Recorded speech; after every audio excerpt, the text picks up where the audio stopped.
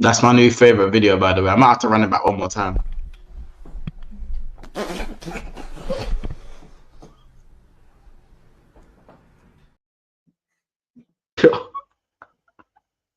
This is my new favorite video. That's my new favorite video.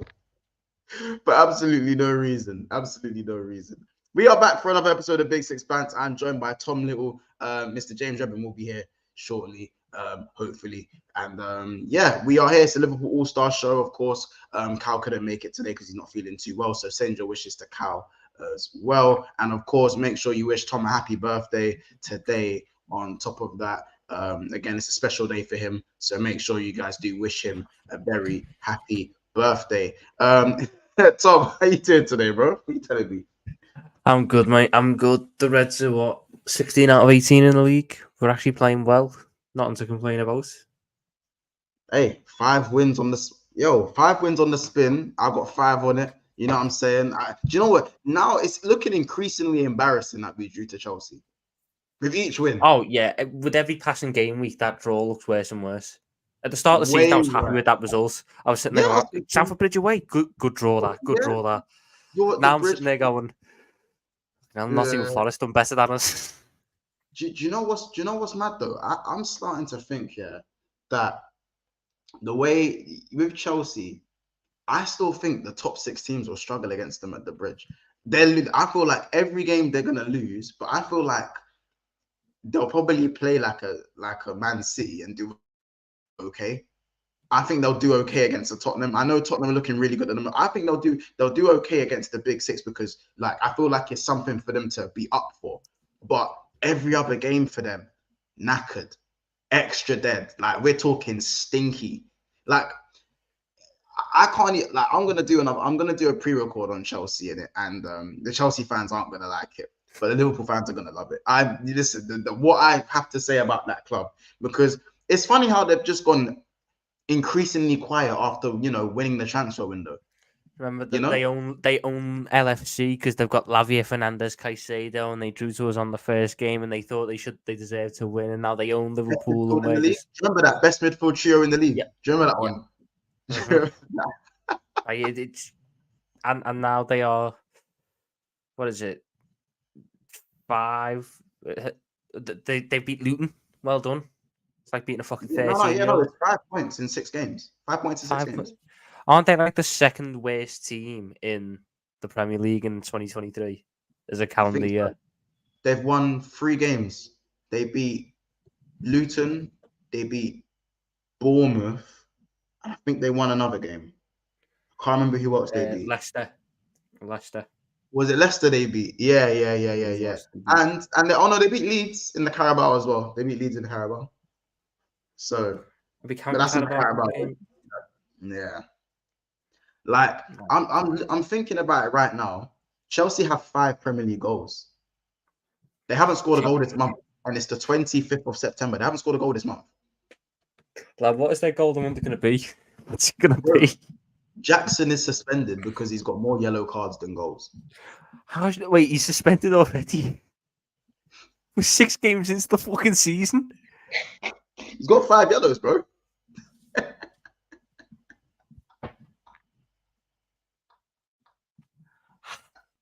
Bro, not even Fabinho and Casemiro and them, man, we're getting 5 yellows this week. Who's up front for them now? Because they've got no what the fucking strike. You're asking the wrong bro. You are asking the wrong guy. I promise you're asking the wrong guy. Oh, mate. They are so bad. Bro, all I'm saying is Caicedo. I hope you made the right choice, bro. Innit? I hope you made the right choice. Big up, Mr. Link. As Zoe goes, Darwin, your striker's favorite striker. Obviously, big up. We are going to be talking about Darwin Nunez. He is going to be getting some praise from me, which is what a lot of people probably didn't expect. But hey, man, I also have my pre-record, so make sure you guys go and watch that as well. I put it in the link. I put the link to that video in the description, so make sure you guys watch that and drop a comment as well. And let's check the comments. So big up Lawazi. He goes, Monts, mega love you for the channel, but ain't no way you said Lucho's form has dipped. We always spark up when he's on. Jota is just more clinical than him. I don't want to say, I'm not saying he's playing crap, but Diaz is just gone a little bit bland, a little bit. And it's just one, bro. He didn't start against Wolves, and he didn't have the best game for me against West Ham. That doesn't mean he's crap. So he's gone bland from the start of the season. Is that what you're saying? No. Before the international break, my guy, Diaz was the guy. And I just think the last game and a half, I said this was, by the way, I'm not talking about overall. I was doing player rating, and I gave him a 6.5. I gave him a 6.5. I don't think that's mad. I think people would have given him a 7, 6.5. I don't think that's crazy. Yeah, but I wouldn't say his form has dipped in that sense. I'd just say I think yesterday he had the perennial issue that I think Luis Diaz has at times of trying to do too much on the ball. But that's what I mean. There are points where you want to play it quicker, but that is also, you've got to accept that as part of him. Like, as much as we'd like it to change, that's not going to change because it impacts his game too much. There's times where you want him to release the ball earlier. There's times where you need him to keep hold of it because he's the only player in the team who can actually take on a man. So I think yesterday was just one of those games where he couldn't get the beating of Kufal, or he didn't get any real chances to run at Kufal one-on-one. Yeah, of course. But I wouldn't say it's form dipped or anything. No. I think, as I said, for me, I just feel like his decision making, because he's trying to do too much, was a little bit off for me. I just think he didn't have the greatest of games. I think 6.5 in the West Ham game wasn't the maddest rating in the world, in it. I don't think that's the maddest rating, personally, in it. Everyone else was more 7s and 8s, but yeah, I think Diaz was the worst. I don't think it's mad to say he was the worst attacker out of the 3. He didn't have a bad game. I didn't see a bad game. Even again, it's how people want to read into it. Worst of the 3 because the other 2 scored. It's not, and it's not like they have bad games.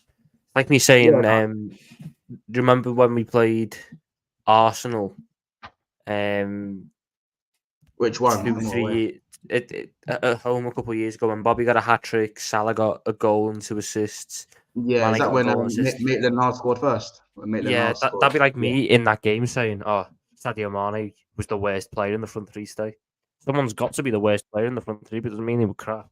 I think it's just 100%. But yeah, it's just, I think it was just a very interesting game. We will get into the West Ham game. We will get into Darwin's performance, but I want to laugh at Chelsea for like another 2-3 minutes. I just want to laugh at Chelsea for a little bit. Here's some more stats. Enzo Fernandez has only won, I think, 2 games since he signed for the club. So there's that one. Also, I think the best one was the one from Culture Cams, who found out today that Michael Essien's won as many games this season at Stamford Bridge as Enzo Fernandez because the Chelsea Legends won. The Charity Legends game. He's taking the piss. I just can't believe Jackson's suspended, bro. I can't believe Jackson has more yellow cards. That's crazy, you know. Honestly, we've had some heinous comparisons. Our family's made some heinous comparisons at points. But to suggest that Nicholas Jackson is baby Drogba is arguably the worst I think I've heard. I had to listen to Baby Drogba for the longest, bro. In pre-season, I was hearing Baby Drogba. I was hearing Mudrik's arrived. Remember that one? Mudrik's arrived. Mudrik's arrived, yeah. Remember that one? Yeah. Ukraine Bolt. Ukraine Bolt. Remember that one? That's just a slander name now. They thought we were going to catch it. It's just a slander name now. Yeah. What else was there? I always said Thiago Silva's the old man, and now people are seeing him for the old man he is. You know what I'm saying? He's definitely got cataracts now because he can't see nothing. You gotta remember Reece James, the new era begins now tweet. Oh yeah, new era begins. Yeah, captain and that. Malo Gusto sent off as well now. So not only did Chelsea not have a striker for their next game, they also don't have a right back. Yeah, that's extra dead. That's extra. Gusto's got the red as well. What is man gonna do going forward? They're actually crap, you know. What they're gonna do? So bad. They're so bad. How can you spend £1 billion and be this bad, by the way? I tell you, only they can do that. Only they can. It's incredible how they've managed to waste this much money. And it's not even like you can see the positives. It's not like they're unlucky. They'll get there. they are comfortably being outplayed. And I just love the fact that Caicedo sat there. Moises Caicedo sat there with an option to come to Liverpool Football Club to play with Dominic Szoboszlai, Alexis McAllister, Mohamed Salah, Virgil van Dijk, Alisson Becker, Trent Alexander-Arnold, all these top players, world-class players, and he turned it down to run double pivot with Conor Gallagher. I'll be real. Bro, so I'm just taking in what you're saying, innit? Like, he turned down the chance to play with Szoboszlai and McAllister together in midfield so he could run a double pivot with Gallagher. Yeah, but he you gotta remember, his thing was about this loyalty thing. You know what I'm saying? This like they've been chasing me for longer, so I owe my and do you know how cheeky was that it was always Chelsea tweet? Do you know how cheeky that was? It's always been Chelsea. Thank God it was always Chelsea because he's been shit. Like, but this loyalty thing I don't get. So if you're a bird and you've got a 6 out of 10 lad chasing you for a year and a 9 out of 10 rocks up, you're not gonna sit there and go, oh, well, he's tried for about a year, so I'll give him a go. No, you go for the better one. It was very telling when every single pundit. Normally, you get some pundits going, no, I can see why he's made the move. I do not remember a single pundit or a single journalist or a single fucking anyone going, Moises Caicedo rejecting Liverpool for Chelsea is the correct move. Mm. Do you know what?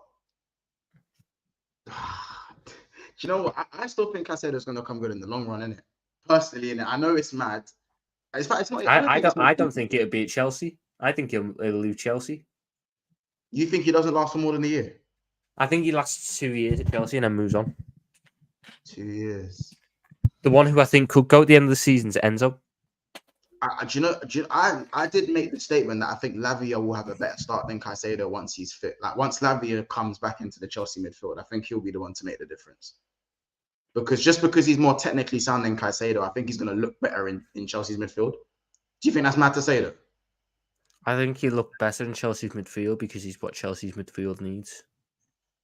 Yeah, we've sort of adapted. Don't get me wrong, he'd still look good with us because God knows we do need a DM at times, but we've been able to adapt a midfield that works without a DM. Chelsea's attempts of adapting are playing Conor Gallagher and Enzo Fernandez in each other's positions for some unknown reason and leaving Moises Caicedo with the majority of the midfield covering to do. I just think that these men deserve this, innit? Like, because massively. They got so caught up with the money, the power, the dominance, when they forgot that they actually, like, have you ever, what Ultimate Team, yeah? When you pack a Mazza, you pack some mad players, and then you realize, wait a minute,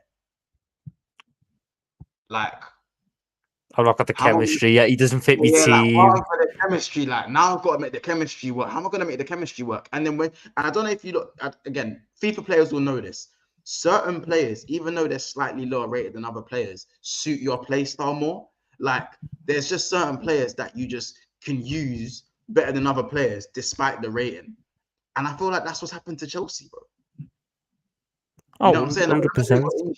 And that, but the 11s that they're the 11s that Chelsea are putting out is better than the teams that they're losing to. I'm sorry, it's not acceptable. Like, these men are actually washed. They're washed, bro. I'm gonna say it right now. Paqueta is better than Enzo. I'll say it now. I'll say it now, and I'll say it again. Paqueta is better than Enzo. I mean, Paqueta was boss against us. Really, really good.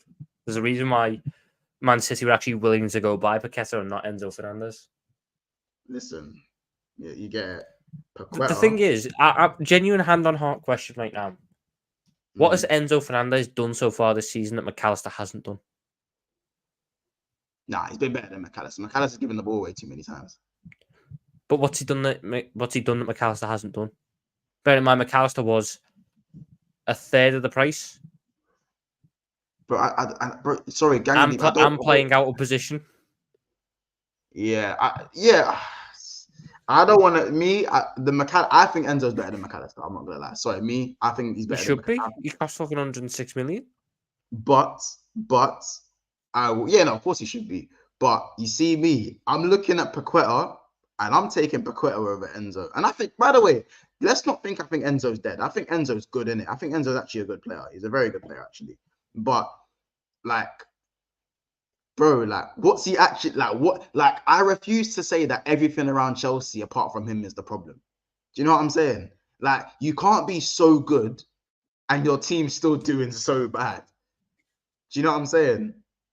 I just want to check something real quick. I have to have a look at Curtis Jones' stats today. What are you checking? I just have to have a look at Curtis Jones' do stats today because of the whole Curtis Jones debates and everything. I've just had a little look at Enzo's stats as well, and it's quite shocking, the stat really. Let's bear in mind, Curtis Jones, he's done what? He's been played as a left centre mid in this team. Not really.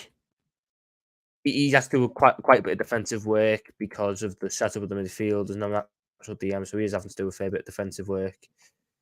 But he's mainly the one who played as a retainer, so he'd get the ball, he'd pass it backwards. And Mac 10 played in a double pivot at Brighton alongside a defensive-minded midfielder. McAllister wasn't the defensive-minded midfielder as a single pivot. But so Curtis Jones compared to Enzo Fernandez, they average. So Curtis Jones averages 94% pass accuracy. Enzo Fernandez averages 90. Curtis Jones averages more interceptions per game. He averages more tackles per game. He wins possession more per game. Why are we doing this? Per game. He does recover the ball less per game, but he has been dribbled past half the amount of times. He averages more clearances per game. If you want to go to pure defensive stats, he wins more. He wins a high percentage of duels.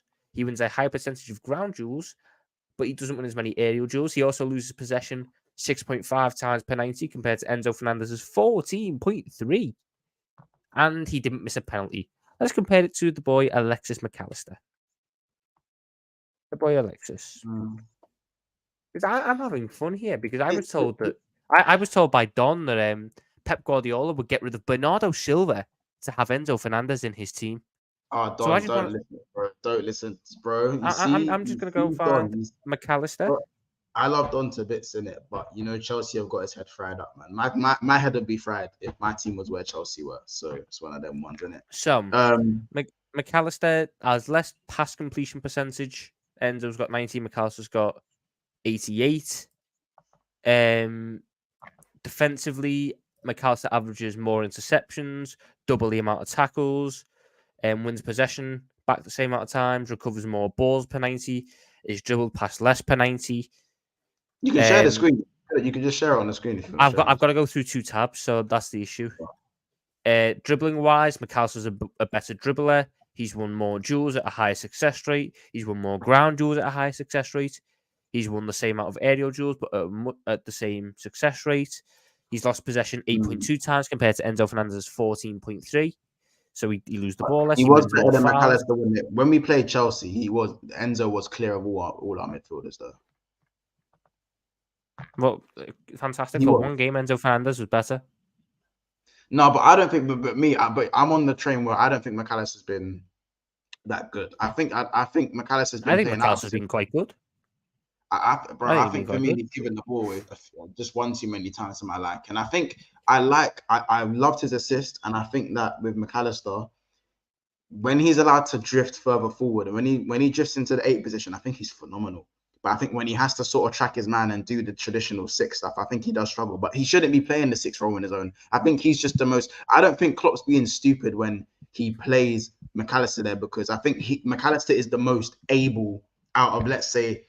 Do you know what? I say he's the most able, but I reckon Szoboszlai could do a thing in the 6. He's just that good. I think I don't even think McAllister gives the ball away as much as people make out. I think he gives the ball away in poor positions. Yeah, in poor positions. He gives the ball away in poor positions, but he doesn't give it away constantly. But I still think that the big one that that Jurgen's banking on is Stefan when he's like fully fit again. He's all trying to play him right back, bro.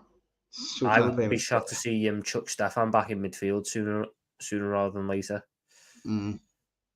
What then happens though is you've got a really fun situation where McAllister wants to play, Jones wants to play, Gravenberch wants to play, and all three of them are battling for exactly one position.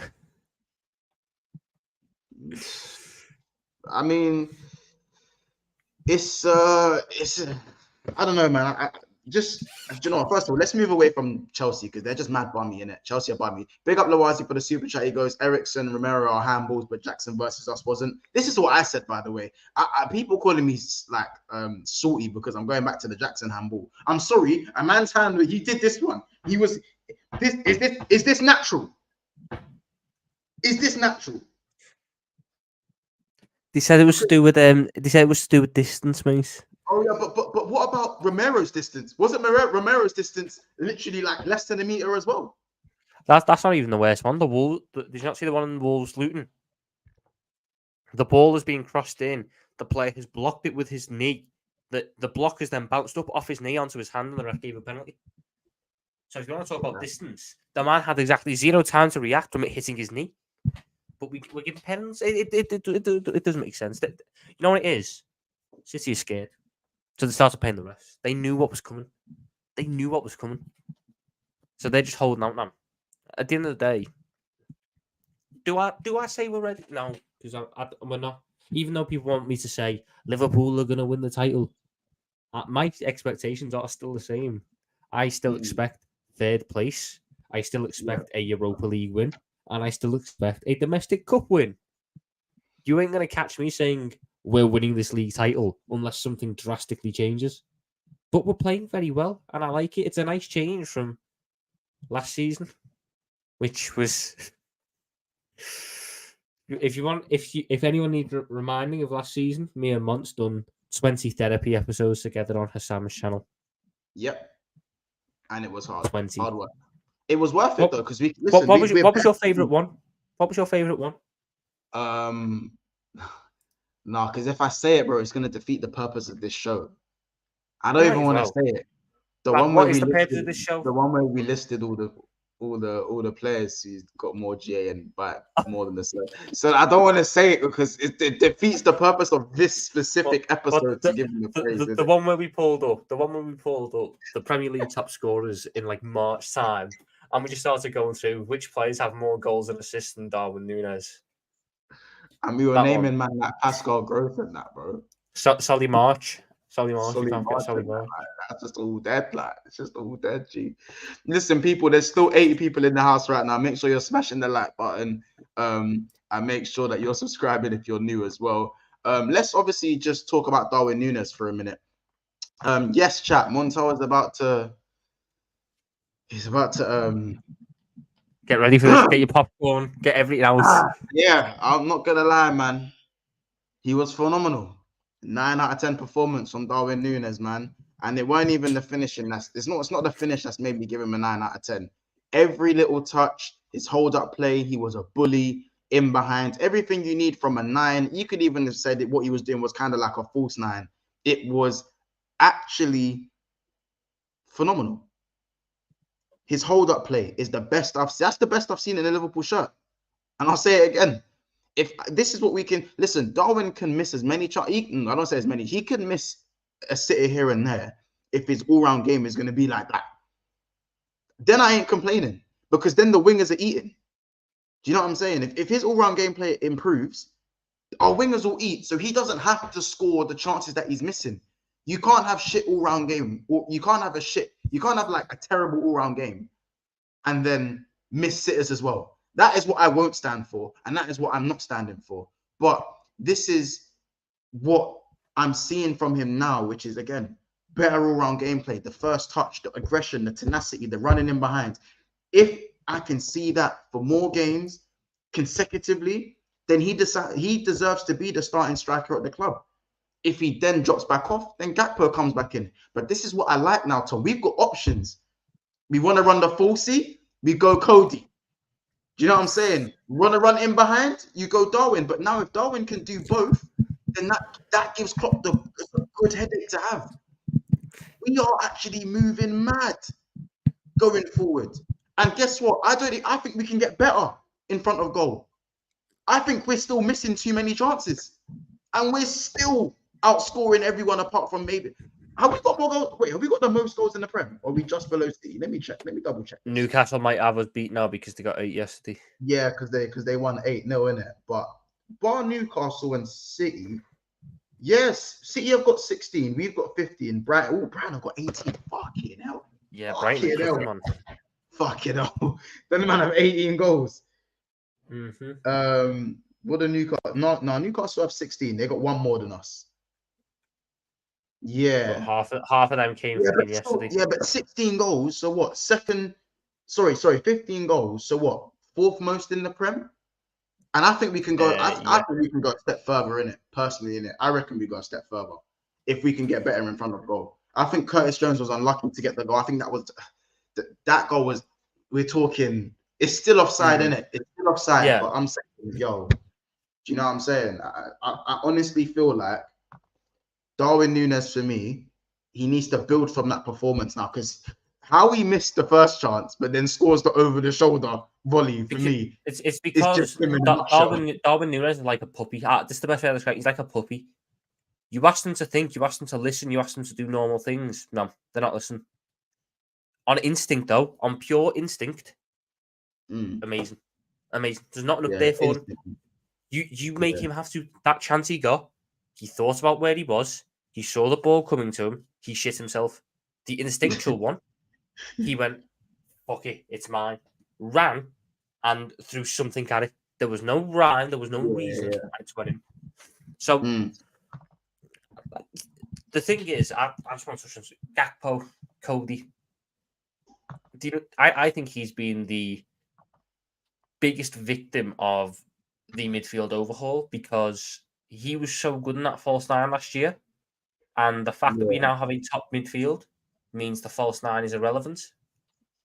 Yeah. Because the false 9 was he's dropping too deep into areas that we don't really need. The false 9 was only ever there because you had no creativity in midfield, so you needed to provide it in the midfield from somewhere. So you'd move your striker back deep, and it would naturally help everyone. Now we don't need that, because you've got Jones, McAllister, Szoboszlai. They can create on their own. So you ideally want your striker off the shoulder of the last man, so they've got a passing option.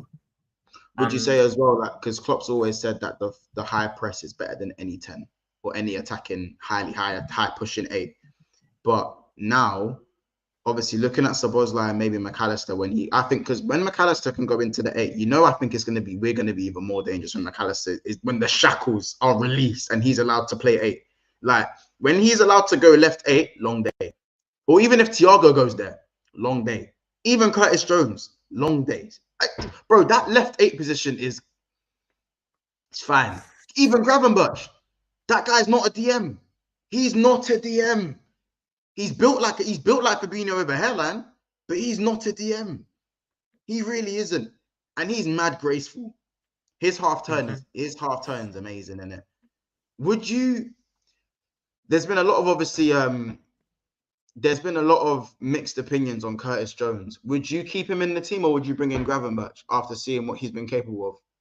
Me personally, I'd keep Curtis Jones. I'd keep Curtis Jones there because I don't think he's done anything to be dropped. But Gravenberch is knocking. Another one. Let's see how he performs in the Carabao. I think he could be knocking on the door for the right reason.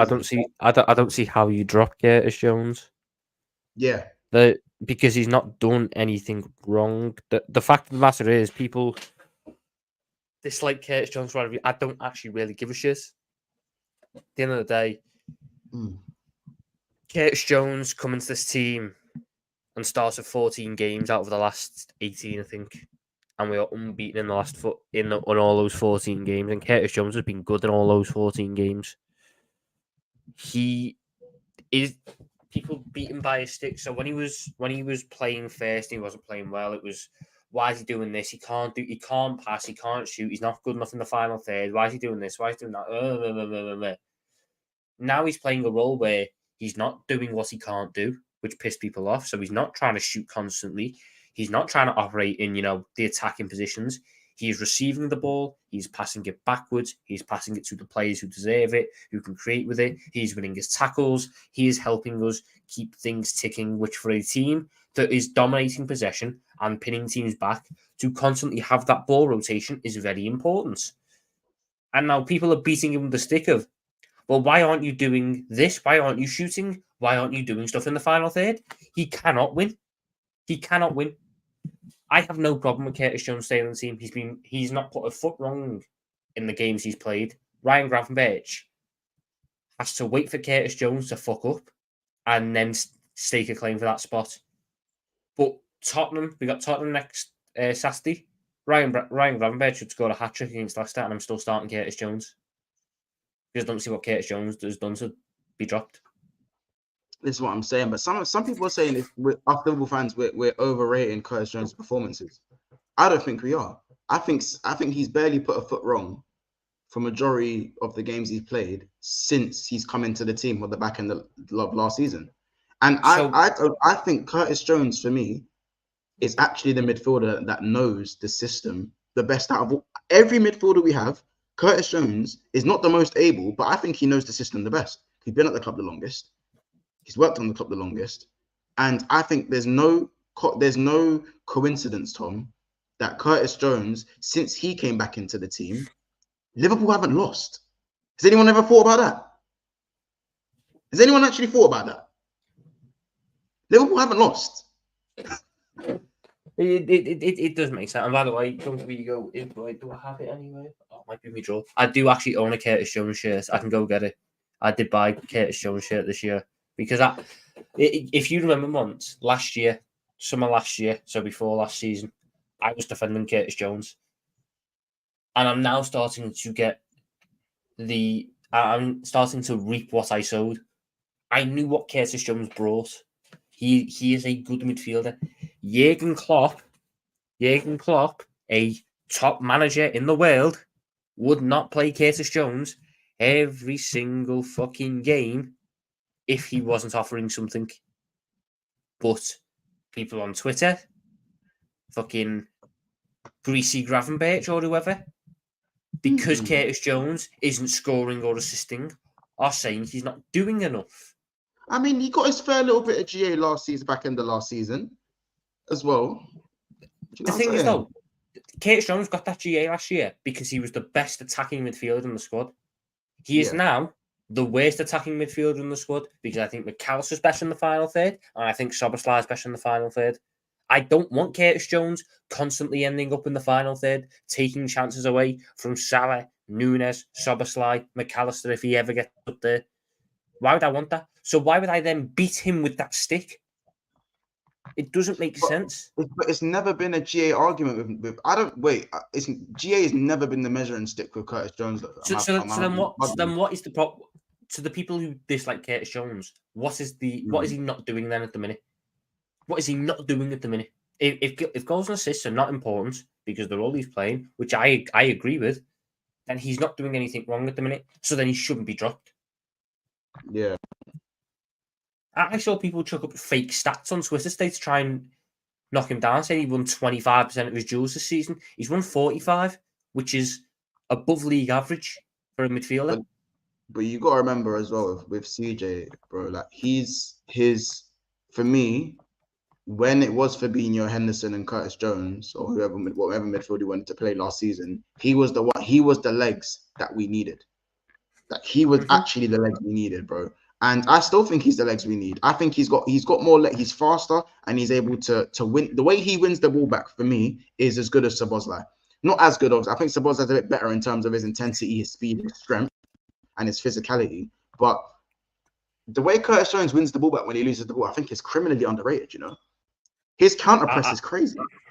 People just I don't get why they beat Curtis Jones. I don't know why they just hate Curtis Jones. It doesn't make sense to me. Is it because he's scout? I don't know. Do you know what I think it is? And I think it's a horrible thing to hold against him. When he broke into our team, we were told by the journalists that we were getting the best young attacking midfielder in England. He was one of the best young attacking midfielders in England. He was cooking for the youth squad as a 10, and then he came to us and we didn't play with a 10, and we didn't play with a left winger. Or he wasn't. He certainly wasn't displacing Sadio Mane on that left wing because you don't use that type of winger. I like this comment, by the way. Yeah, 100%. And the stats back it up. Curtis's stats sheet for the past 365 days are eerily similar to prime Gini Wijnaldum's stats for us. But one is the most underrated midfielder in our team for the past however many years, and the other is shit Scouser, overrated, get him gone. It doesn't make sense. And it's his decision making in the final third, still slow to make the pass. But again, that's not his job. He's the one who shouldn't be entering the final third, because you've got to bear in mind who is on his side. Szoboszlai enters the final third because we now have Trent inverting. Yeah. So you need someone to go into the final third to make up that two-man sort of thing. Do you want to know why Curtis Jones shouldn't be ending up in the final third? Because Andy Robertson can't invert. So Andy Robertson has to overlap. If Andy Robertson overlaps, and then Curtis Jones tries to go forwards, you have 3 players on the left-hand side all attacking. It's open. Curtis Jones sits. Whether you like it or not, he sits. And I'm impressed by him. And one more thing before we go. Joe Gomez, man. Joseph Gomez. What's a fucking performance. It was like watching John Stones. Bro, I'll be real. He done one turn where he used his body and he dragged it on the byline. Do you know what turn I'm talking about? Yeah. Yeah. I was like, wait, Joseph, do I need to, am I just going to have to start dishing out apologies to man? I've already, like the apology for Nunez, if he carries on, might have to happen. But the Gomez, I said Gomez can never play centre back again for my club. I said Gomez could never play centre back again. Huh? I was one who said Joe Gomez could never play centre back again. Like, oh, you said it as well. You're in the same boat as me. We're in the same boat. I remember after the Carabao Cup game against City last year, I said Joe Gomez doesn't read the game well enough to play centre back anymore. We were wrong. Mind you, yesterday he wasn't centre back; he was inverted right back. Do you remember the part in the middle where he bodied Antonio before doing like a roulette and driving forwards before playing a through ball to Diaz? I was sitting there going, "What the fuck is this?" Bro, I think maybe, do you know what it is with Gomez? Maybe it's the consistent game time. Do you reckon he's going to be a rhythm player?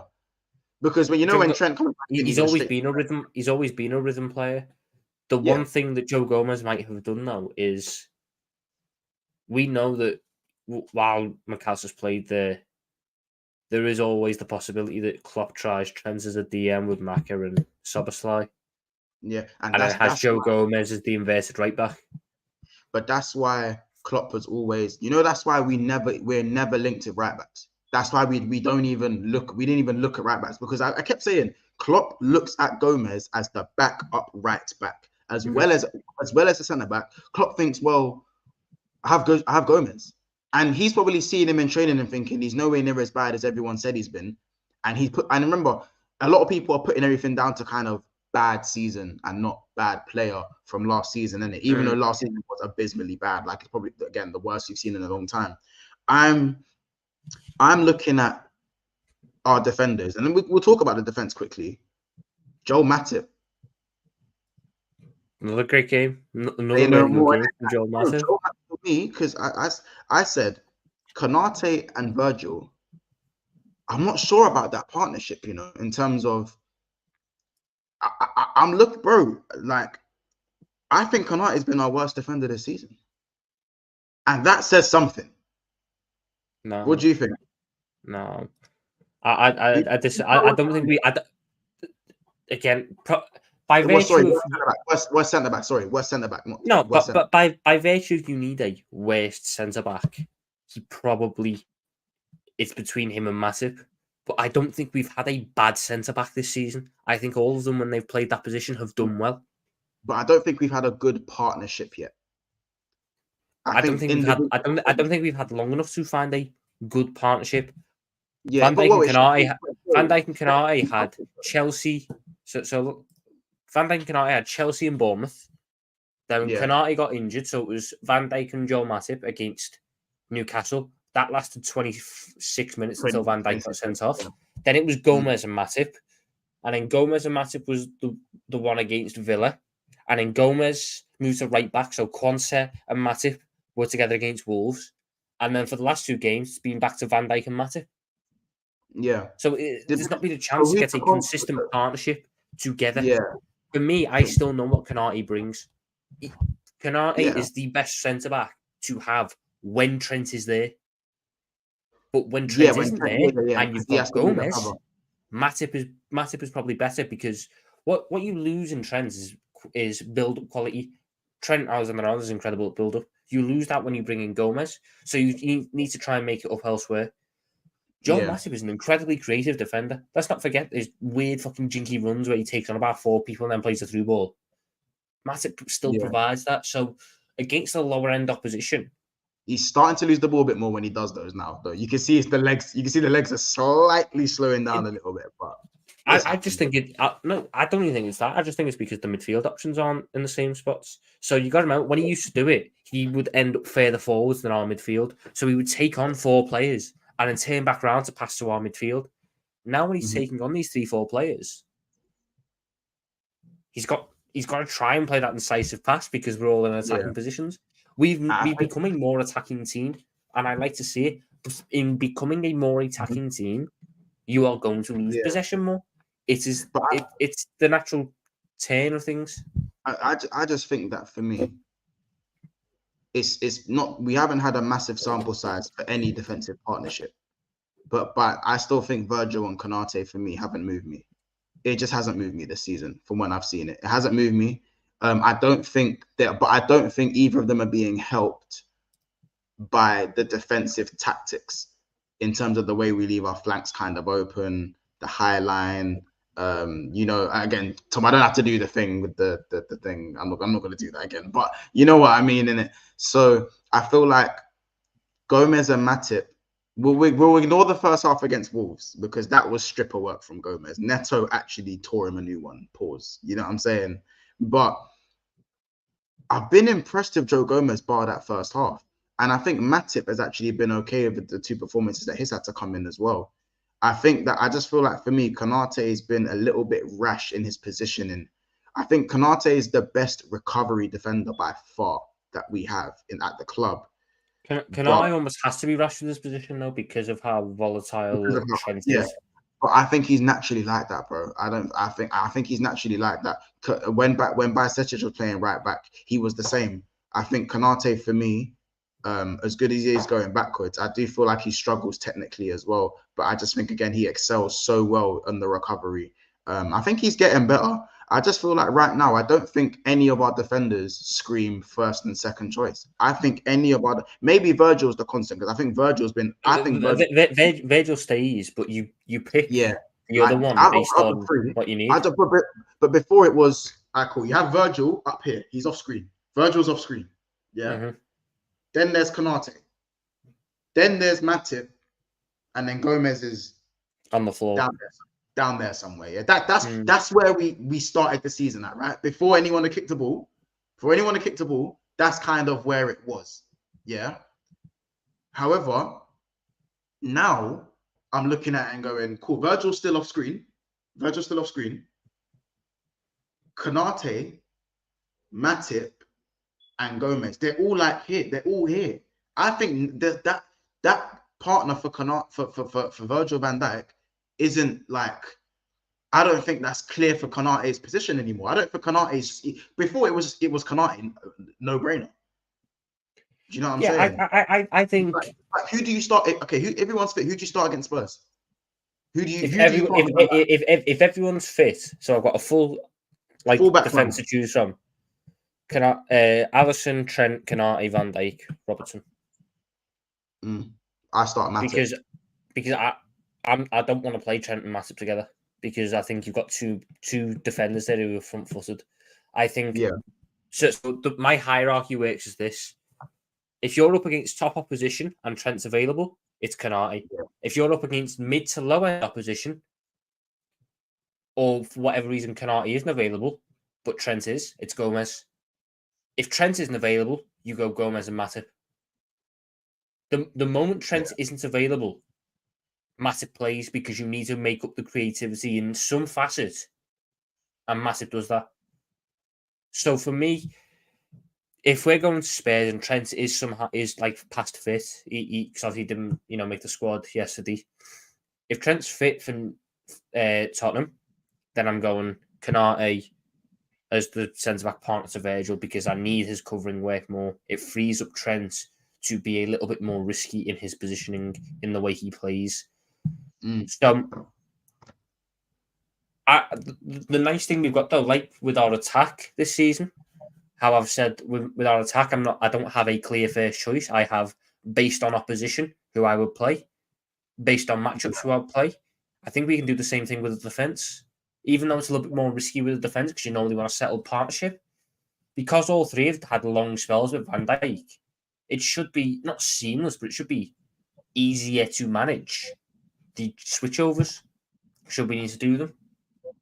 Yeah. So it's a very nice, it's a very positive situation to be in, especially after last season where, God forbid, we didn't want any centre back partnership on the pitch. Yeah. I think the most interesting thing though for me for the rest of the season is how we're going to manage this midfield because you've got so many options. Got a bit like Thiago. I don't know where Thiago is. Like he could be dead for all I know.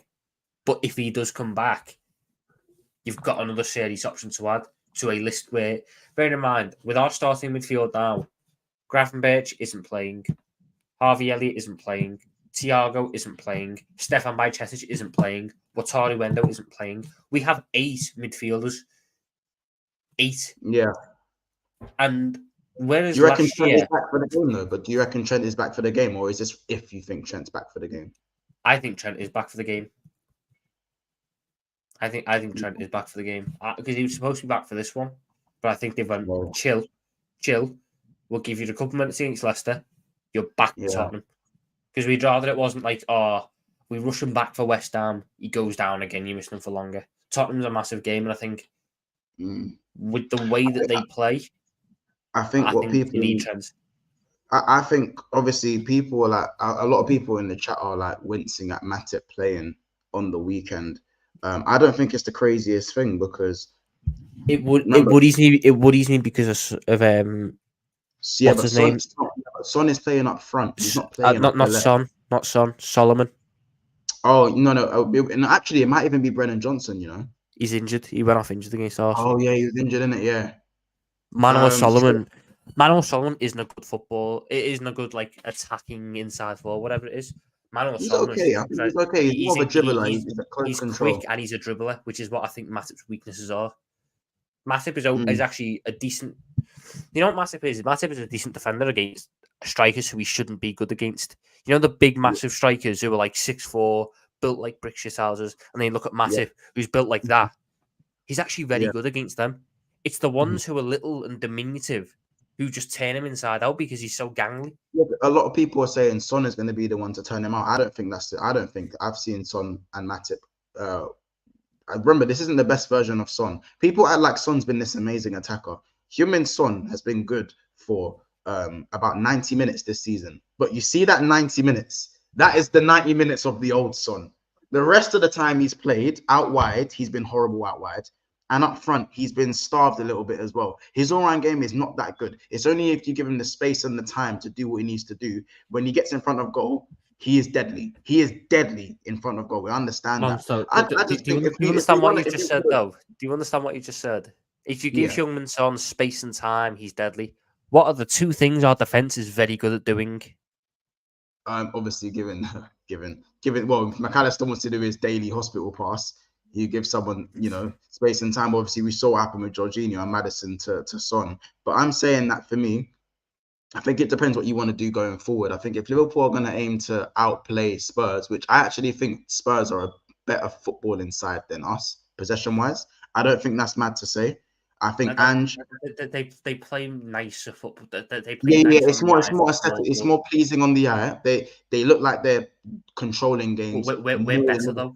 I think we're better than Spurs. We're better and we're more effective in our style of play. I'd sooner have our style of play than theirs. But I'm not. That's not what I said though, bro. I said that with the ball, possession-based, they're a better possession-based team as it stands. I think we are more effective in our game, but they are, again, in terms of keeping the ball, I'm not gonna lie, we can't undermine what Tottenham are doing. They went to the Emirates and had more possession than Arsenal. Come on, we can't ignore that. We really can't ignore that. So I think for me, when Matip plays, I think Liverpool control the game more than we would do on average.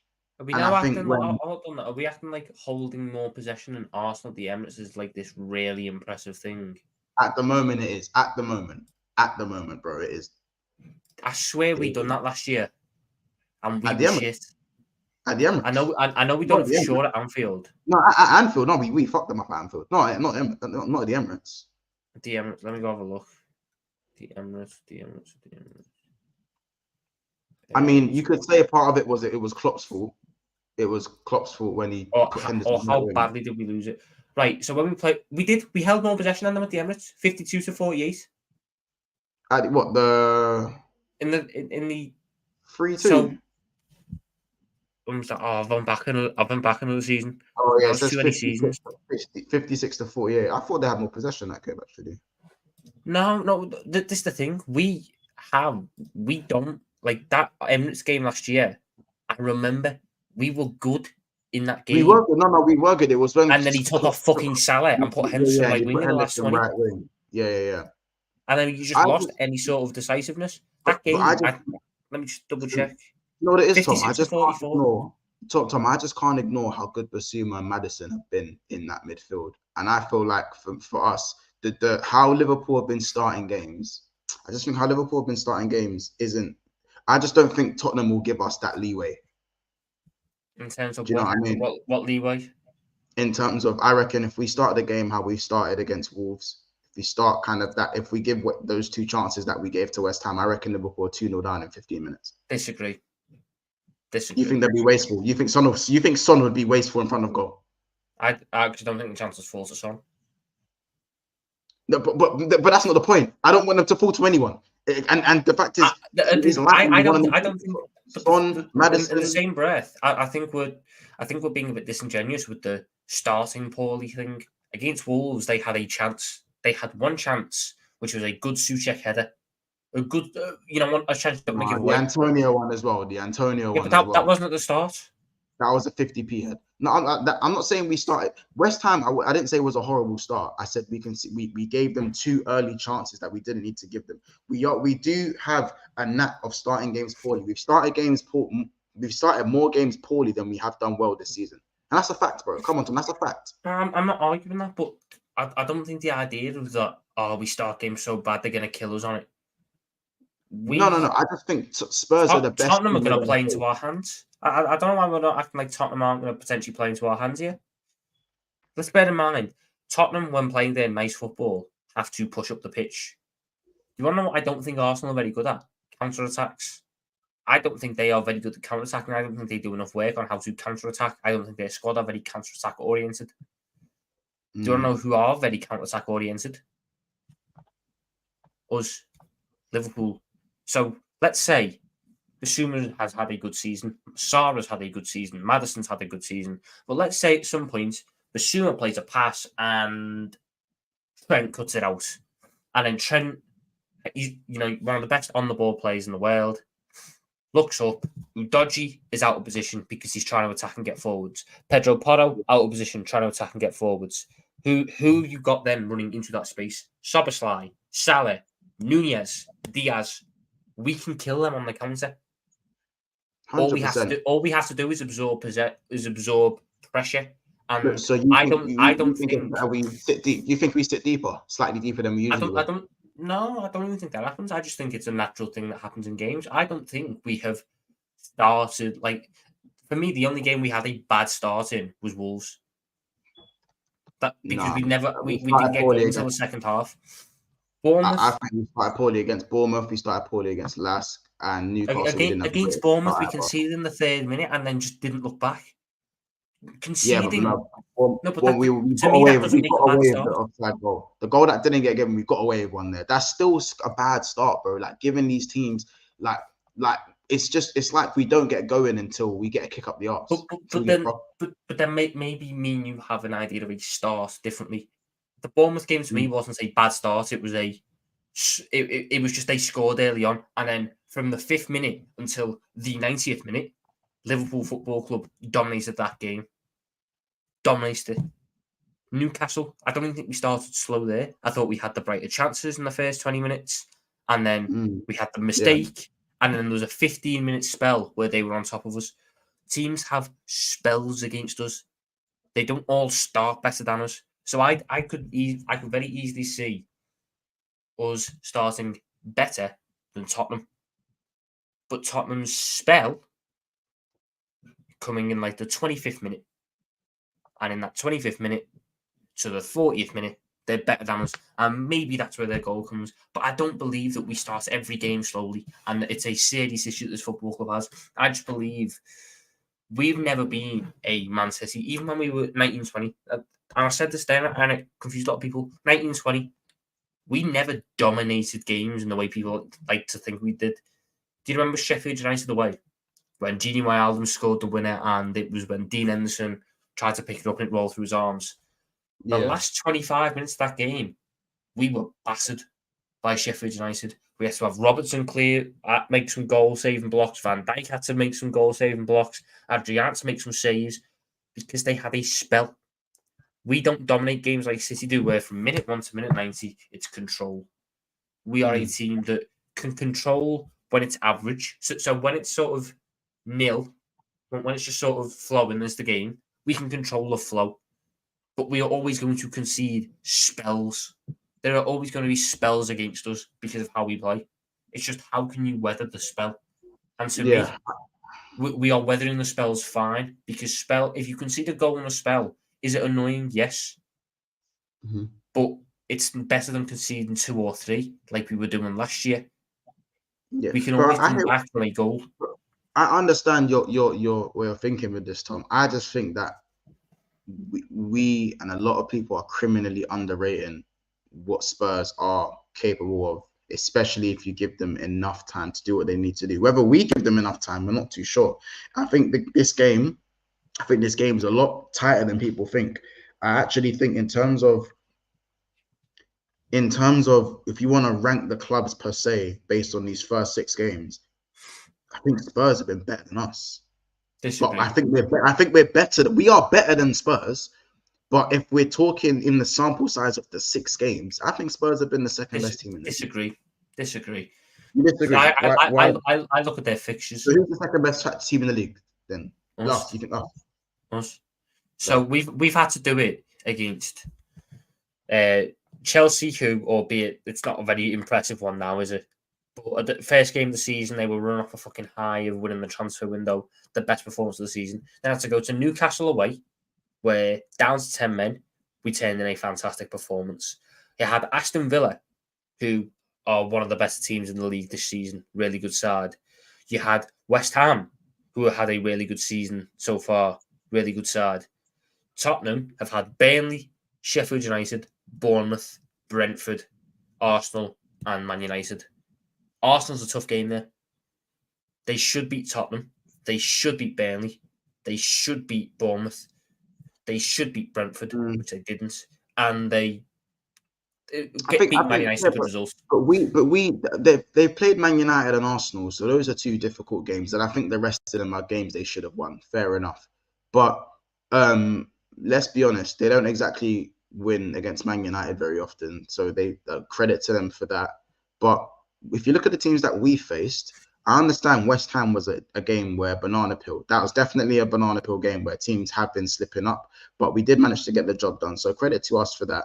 Aston Villa are very up and down, so let's not overrate them too much. Chelsea, we actually drew the game. Aston Villa and West Ham are 6th and 7th in the league.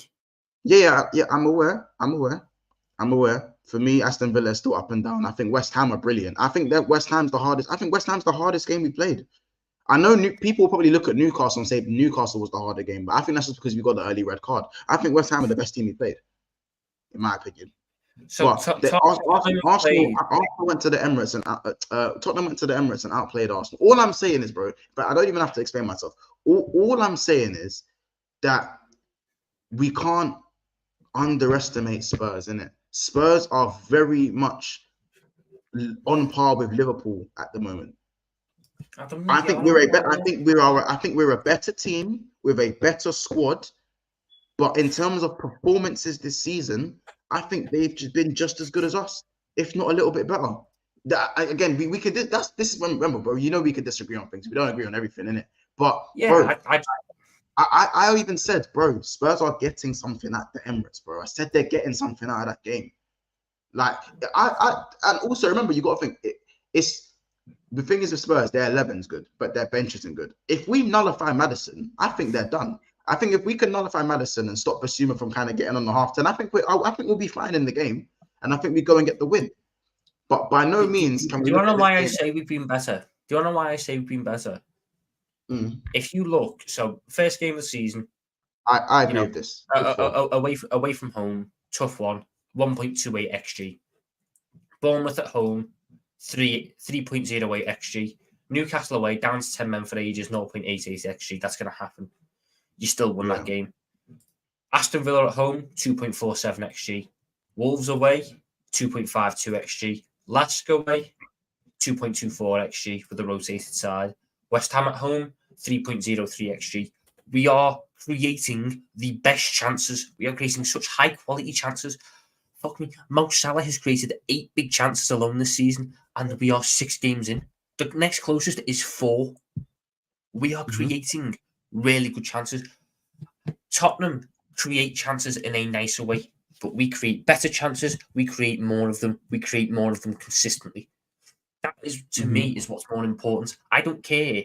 I wouldn't care if Tottenham were putting together 30 pass moves to create their chances, and we were going, Alisson pick up the ball, boost it down the line, Nunez flick on, we create a chance. The matter of fact is, stone cold facts are, we are creating better than they are.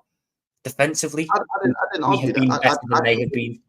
I said going forward, I think we're the best team in the league, maybe even Bar City. I think we even rival City in terms of going forward. So then, this is the part I just struggle to understand. So we're a better attacking team than them. We've been better defensively than them because we've conceded less goals. That doesn't tell the whole story. But go on. I wouldn't say it tells the whole story. And well, for me, you can say, I think it's give or take defensively. I think it's give or take. And then midfield wise, for me, midfield is give or take. You probably lean slightly towards Tottenham, but I don't think our midfield's been bad. But that's what I mean. This is what I mean when I say it's not a landslide either way. I think our attack's better than theirs. Yeah, our attack is better than theirs. I don't think that's a question. Defensively, I think it's 50-50. Spurs have not had harder games. Capo TV, Spurs have not had harder games than us. Spurs have faced 3 of the bottom 4. I think they don't. They haven't had harder games than us. I think they've had two teams in Manchester United and Arsenal where we've only had to face Chelsea and Newcastle in terms of the harder teams. But overall, the 6 games, I think we've had the harder games because rather than play the bottom 4 teams, to be honest, West Ham and Aston Villa. Can we class Man United as a tough game nowadays?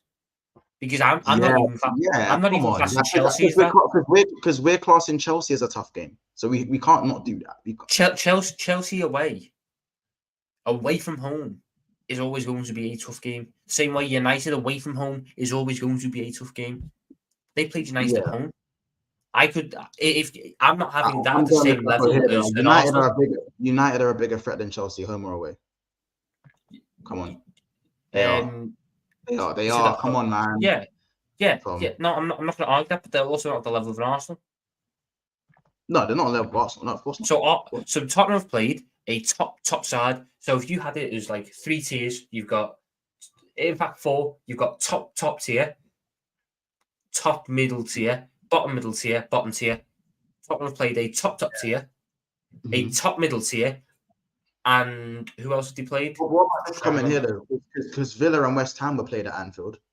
If we want to do the home advantage type thing, like what you said, Man United. Do it. I'm explaining to you my logic.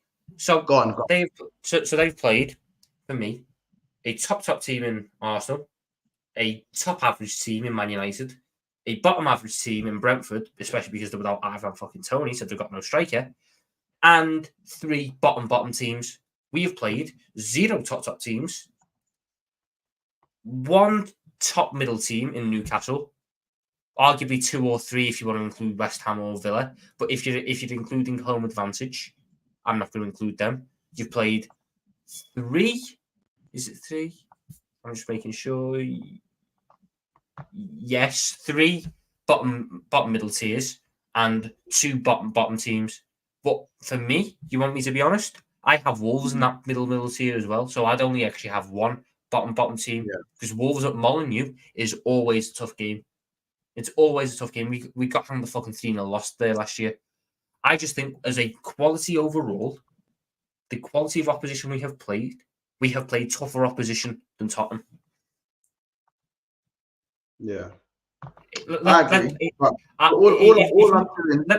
say we were doing this before Arsenal and West Ham. If we were doing this before the Arsenal game we've played and the West Ham game we've played, it'd be a completely different conversation. Say that again.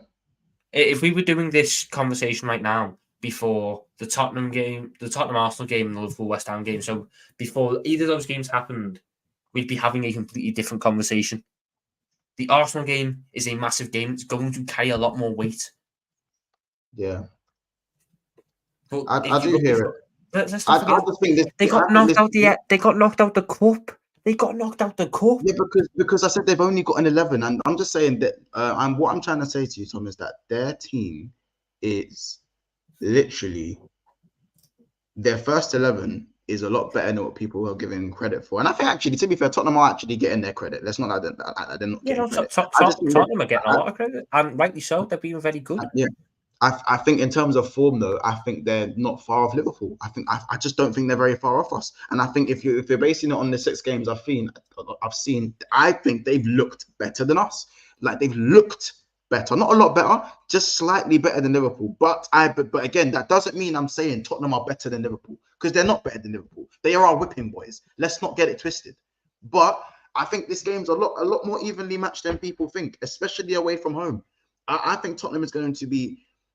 I think Tottenham versus Liverpool at the Lane is going to be a very, very difficult game, and we just have to do everything we can to nullify Maddison and Basuma because I think that's where they're going to get their joy. I don't think I disagree with that because I think if you're going into a game going we need to do everything to nullify, you're taking away your strengths. They should be doing how do we nullify Trent? How do we nullify Szoboszlai? How do we nullify Salah? How do we nullify Nunez? Yeah. I'm talking about defensively, though. I'm not talking about we need to. Do you want the honest answer, Monts? There's fuck all we can do about that because we don't have the players for it. We don't have a DM. We don't have the DM. We don't have the 6 to destroy. We don't have the DM you can tell to go mark Maddison and go make sure he doesn't get as much of a touch on the ball. With that being the case, then you then look at it and go, right, what do we do to almost if we can't counter them, let's force them to have to counter us. So I want us to go on the front foot and go, okay, yeah, you've got Maddison, Basuma, but how are you going to stop Trent? How are you going to stop Szoboszlai? How are you going to stop Salah?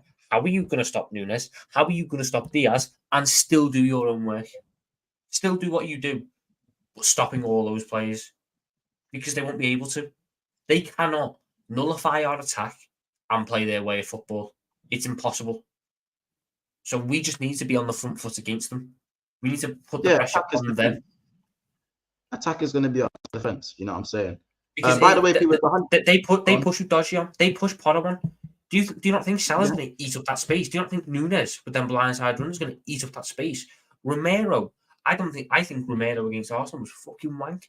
I thought the first time he got put under real pressure this season, and he was not impressed. Van de Ven has impressed me a lot more than Romero has this season, if I'm honest. So I can't wait. I can't wait to watch Nunez against Romero. If we keep feeding Nunez against Romero, something will come from it. Something will come from it 100%. I'm not here saying we're going to lose the game. I'm just saying like with Liverpool and Tottenham form-wise in the Premier League are a lot closer than people think, and I think it's almost very difficult to even call. I agree with Beige and Pops here because they're unbeaten after 6 games, so there will be a threat, and they aren't the whipping boys of previous seasons. 100%, you cannot take these guys lightly anymore. We struggled to even beat them in last season. So I think right now we just need to be very wary. And of course, you don't have to destroy it to take Maddison out of the game, But I do think Liverpool can go and get a result at the Lane. They are unbeaten just like us. Their confidence is going to be really high, just like us. You know, we're the only teams who still have an unbeaten record at their new stadium. Is it? Yeah. It was us and United going into the season, and United lost. We're the only team who've never lost at that stadium. We obviously, first season it was the 1-0 win with Bobby. Second season, the 3-1 win where Bobby, Mane, and Trent scored. And then the season after that was the 2-2 draw when we had all the players out with COVID. When Robert got sent off. Yeah, that was the one where we went to White Hart Lane with Keita, Morton. Oh, where Jota got fouled and the ref didn't give it. That Stonewall penalty. Yeah. Oh my. Yeah. And then last season was the 2-1 when Salah got the brace. Yeah. So we're the only side to still be unbeaten at that stadium. Arsenal have lost there. United have lost there. City have yet to actually win there. Chelsea have lost there. It's an interesting record. Let's get score predictions then. And let's get some score predictions before we close out. Then you lot, Tottenham versus Liverpool. Let's get some score predictions. Tom, what's your score prediction? I reckon this could be a game where XG gets cashed in for us. Big away day. I reckon it could just be one of them days. I reckon it could be a 4-2. 4-1, 4-2. You reckon goals galore both get both ends? Galore against us is a bit hard. You know what? I'll probably go 4-1 because I think Alisson will have a blinder. I reckon we just Nunez up against Romero is going to create. Son loves a goal against. Yeah, Son will get when it's 3-0, Son will pop up with a goal. But I could see us just getting another one after that. I just think we have too much for them, and it'll be one of them. It'll be one of them ones where they look back at it and go, yeah, maybe there's certain opposition where you can't play your style of football. It happens to everyone. But this is why I think we have, against these top opposition, we're better off than Arsenal. Because we have the big game players. We have the difference makers. When I looked at that Arsenal side yesterday, Bukayo Saka. Woo. He's not a Mo Salah. He's not. Arsenal don't have anyone in that squad who can compare to Mo Salah on the big stage. They don't have a defender who can compare to Van Dijk on the big stage. They don't have a goalkeeper who compares to Alisson on the big stage. When the going gets tough, when the pressure is on, big players turn up, and I believe that's what we're going to get. I believe that's exactly what was going to happen at that stadium. We know what has been. We know Tottenham. You know what? This isn't even me slagging off Tottenham. I actually really like. I really like the manager as well, Ange Postecoglou. I think he's fucking brilliant. Yeah. I think he's funny. Yeah. I think he's down to earth. I think he's a top manager. But when you play against a Liverpool side that is this good, that is looking as it is, I've not seen Klopp look this happy since 19, 20 days. He's skipping. You said you ain't seen that smart. You ain't seen that full time celebrating. I've never seen. He's like frolicking through the fields. Yeah. It's ridiculous how happy he is. He doesn't play anymore. He's got his color back. Like he literally like. Klopp's got his glasses back. You can see again. I'm not gonna lie. I'm gonna go 3-1 Liverpool in it. Have you realized how many games you've won 3-1, by the way, this season? Oh yeah, I think it's like 5 out of 7, isn't it, or something like that? It's like it's our favorite scoreline. Listen, hey, if anyone's a betting man, hey yo. Is it 5 out of 7? It's 4 out of 7. It's 4 out of 7. So it's West Ham, it's Lask, it's Bournemouth. But yeah, it could have been that against Villa if we conceded that, and it could have been that against Newcastle if we got another one. Yeah, I do think we got to be very careful about Maddison. By the way, people, there's 100 people in the house. We are 30. We're 14 likes away from 100 likes. So if you can, people, please make sure to smash the like button and get us to 100 likes. Didn't Maddison get injured yesterday, or did he have to go off injured yesterday? He had a scan. So we're not too sure yet. So we're waiting for the results of the scan. So there's the possibility that James Maddison doesn't misses play the game. Yeah. Big up Rishi. Who do they play if he misses the game though? Yo, fuck knows, bro. Who came on for him? Højbjerg. Højbjerg. Listen, big up Rishi with the $7 donation. He goes, good debate, boys. Big up Rishi and appreciate you, brother, for the super chat. Remember, guys, make sure to subscribe if you're new. I haven't done too much housekeeping today because the debate between me and Tom has been that good today. Obviously, make sure you go and subscribe to Tom Little. His name is in the title as well. Keep supporting him. He's going to be playing a lot of the new FIFA as well, so catch him doing a lot of that. Catch him what he's doing on TikTok as well. He's basically famous, so I'm surprised I managed to even get him on today. He's basically famous, and he's wearing the McDonald's Liverpool jersey where we used to cook man in the Champions League, even though we don't play in the Champions League anymore. So again, make sure to anyway, lad. Bro, just make sure you smash the like button. Remember, we're 13 likes away from 100 likes. We would love to get to 100 likes by the end of this stream, so let's make that happen, people. Also, apologies that James Redman could not make it. He is feeling a little bit ill, so he pulled out and dropped me a message as we was starting the stream. Not starting the stream, but just not too far into the stream. So yeah, we will have him back on next week. Kopish, Kyle will be back next week. Everyone's going to be back. So yeah, big up Red Chili and goes, enjoyed this one, boys. Next time, remember, guys, this is every Monday at around 11 o'clock anyway, so make sure you guys tune in every week to catch the Liverpool All-Star show. Big up Red Chili for the super chat. You know we appreciate you. Big up Bejan Pops in the house as well. Said he tweaked his knee, but hope he's fine to play. No ducking. Yeah. No, I want to be a full strength Tottenham. Like we don't want to do no handouts. We ain't really here for the handouts. You know what I'm saying? Never a handout sort of thing. But yeah, again, guys, big up everyone in the chat. Big up Darwin Nunez for his performance. Obviously, Mo Salah. Oh, we forgot to say Mo Salah, 12 GA in 12 games. He's got GA in his last 12 games. He's the only player in history to do that twice. And obviously, his record was 15, I believe. So yeah, 3 more games. He chased his own record. Of course he does. It's another record, isn't it, for Salah? I'm buzzing. I need to have a good game against Tottenham Silver, player of the month, and I need Salah for my team. Yeah, 100%. Salah SBC just goes so fucking well. Oh, I can't wait. I can't wait till I grab FIFA. Listen, people, it's been a brilliant stream. Big up Mr. Link, Lawazi, Rishi, and Red Chili for the super chats. Big up the people them in the chat as well. Big up Mickey M. Do you know what I'm saying? Big up Bob. Big up Kings Barno as well. Big up Maradon. You know what I'm saying? You lot have been brilliant in the chat today in your input. Big up all the members. Just gonna go through the members as we always do every stream, and then we will leave it there. Tommy, you got any streams coming up that you want to let the people know? I'm not a good content creator like you lot, so I don't like pre-book streams or anything. I just go live when I can. So that shit, man. So what you need to do is get to my channel, and when you click that subscribe button, there's a little bell icon that you need to click. So when I can actually figure out when I'm going live, that'll tell you. Okay. So you guys heard it here first. Make sure you go and click the notification bell so you know when Tom will be going live, and also catch him over here on the Liverpool show as well. And I reckon are we going to be on James Redman's show tomorrow if he's going to be doing it? Are we? If he's well enough, I assume so. Yeah, if he's well enough. Good on. Yeah, Tom, if he's well enough. You know what I'm saying? Big up Solo, Kareem, Manesh, LFC for the double, Ashley, Capo, Vern, Scott, Arteta, Son, Trubu, Clay, Ark, Solomon, honestly, Wu-Tang, Slimake, Ed, Skip to my Lou, Kaz, Edwin, Bayesian Reds, Roms, NDT, Aiden, Andrews. We got a lot of members, but oh my days, I nearly ran out. You run out of breath. Big up Tyro Gun in the house as well, man. Hope you're good, little bro, as well.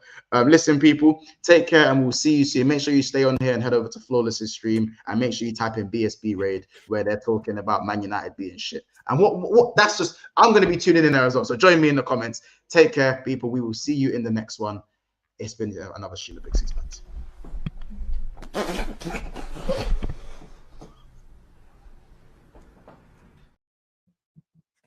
Take care.